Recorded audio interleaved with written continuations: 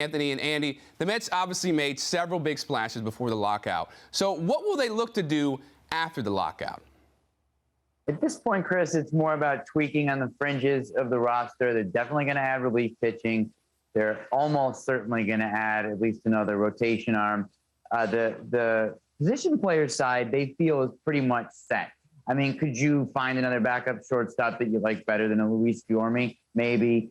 Things like that. But as far as, I think understandably fans get addicted to the adrenaline rush a little bit when it's like, oh my God, we're signing Max Scherzer.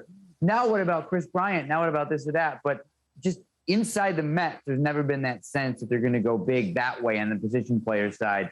I think what we saw more of was their intention of signing guys like Eduardo Escobar and Starling Marte and Mark Canha, who can play a few different positions. It gives them options with the existing guys they have, McNeil, Smith, Davis. So it's really more that they feel like their pitching needs help now.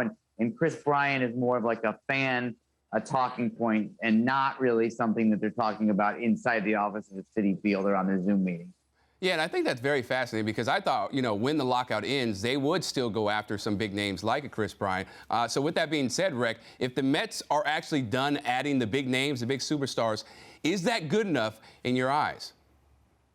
Well, it is, because that doesn't mean that this team can't get better during the season. It doesn't mean that they can't stay healthy during the season. If this team, as it's constructed right now, does stay healthy, by some stretch of the imagination, then they'll be a really good team. And come the end of July, they'll be able to make a couple moves and put themselves in a really good position to be competing for a World Series. I don't need a team to go out and try to do everything in the offseason and address every single need. That's silly. I mean, realistically, look, some teams probably can't do that. Maybe Steve Cohen can do that. Maybe he has the money to do that. But it wouldn't be very prudent of him if they get into the season and both DeGrom and Scherzer go down in the first couple weeks.